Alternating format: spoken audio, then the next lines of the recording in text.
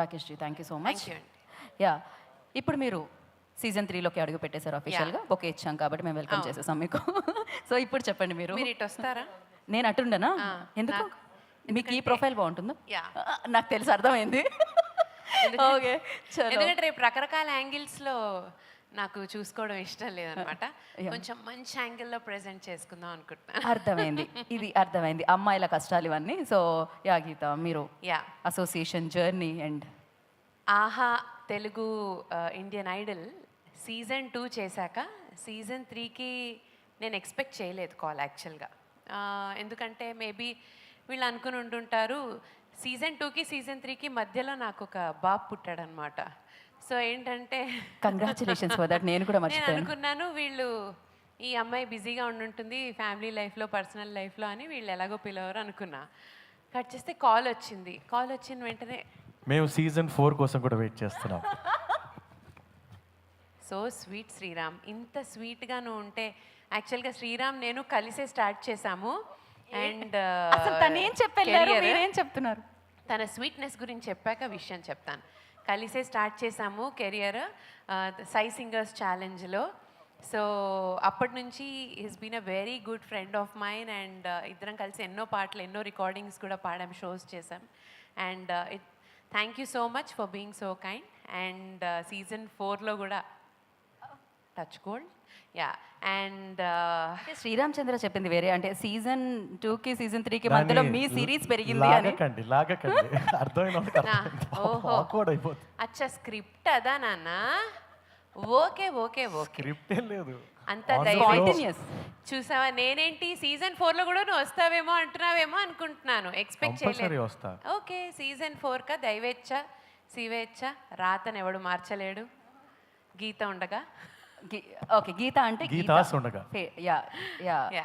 So actually ఇప్పుడు మేము journey అడిగాము, అలాగే సో అనుకున్నాను చాలా బాగా ప్లెజెంట్గా అయింది. Last 3 days we shot auditions and చాలా బాగా అయింది. We got great contestants who are going to sing in top 12. I'm looking forward. అన్ని సీజన్స్ లాగా ఈ సీజన్లో కూడా చాలా మంచి ఆణిముత్యాలు దొరికారు. ఆల్ రిఫైన్డ్ సింగర్స్ అనమాట. And refined and raw voices, refined singers with raw voices. So చాలా చాలా బాగుంటుంది తెలుగు మన ఇండియన్ ఐడల్ సీజన్ 3 డెఫినెట్లీ బాగుంటుంది. రైట్, మేము కూడా అంటాం కదా సూపర్ అని, అప్పుడు ఏం చూపిస్తాం? 3 చూపిస్తాం కదా, అలా అనమాట. ఓకే చూసారా, సూపర్గా ఉండబోతుంది సీజన్ 3 అని చెప్పేశారనమాట ఆవిడ. అయితే మేము సీజన్ 3లో అంటే సీజన్స్లో మేము చూసేది singer performances and me comments, compliments, sometimes discussions, ఇవన్నీ చాలా బాగుంటాయి అన్నమాట. వాళ్ళ సింగింగ్తో పాటు పక్కనే ఉండే మీ ఫైట్స్ కూడా కొన్ని మాకు బాగుంటాయి, ఎస్పెషల్లీ తమన్ గారిది, మీది ఆ ర్యాగింగ్ అది. సో దాన్ని కూడా మేము ఎంజాయ్ చేస్తూ ఉంటాం. సో మీరేం చెప్పాలనుకుంటున్నారు? సో టామ్ అండ్ జెర్రీ ఈసారి కూడా మాది కంటిన్యూ అవుతుందని ఇందాకే శ్రీరామచంద్ర చెప్పారనమాట. మీరు థంబ్నెయిల్ దొరికిందా? ఇంకేమన్నా అడుగుదాం? థంబ్నెయిల్ దొరికేసింది కదా. టామ్ అండ్ జెర్రీ రైట్స్ ఉంటే థంబ్నెయిల్ దొరికినట్టు, రైట్స్ లేకపోతే మేము దాంట్లో ఏదో ఒక స్పెల్లింగ్లో ఒక మిస్టేక్ చేస్తాం. So yeah see finally we're all here to pick good singers and వాళ్ళు ఆ స్టేజ్ని ఎలా వాడుకుని they are going to prove themselves అనేది చాలా ఇంపార్టెంట్ ఫస్ట్ ఇక్కడ. ఓకే, ఈ ప్రాసెస్లో నాకు కొన్ని ఇన్పుట్స్ ఇస్తే వాళ్ళు ఇంకా బాగా షైన్ అవుతారు అనిపించవచ్చు. తమన్ గారికి వేరే ఇన్పుట్స్ ఇస్తే బాగా షైన్ అవుతారు అనిపించవచ్చు. కార్తిక్ గారికి అనిపించవచ్చు. ఇక్కడ ఏంటంటే ఇక్కడ బెస్ట్ పార్ట్ ఏమనిపిస్తుందంటే ముగ్గురం, తమన్ గారు ఎక్కువ వాయిస్ అండ్ డిఫరెంట్ యాంగిల్స్ తన రికార్డింగ్స్కి ఆర్ నెక్స్ట్ కొత్త సాంగ్స్కి వీళ్ళు ఎలా పనికొస్తారని చూసే అవకాశం ఉంటుంది. కార్తిక్ గారు ఎలా హెల్ప్ చేస్తే బాగుంటుంది వీళ్ళు పాడడానికి అని చూస్తారు.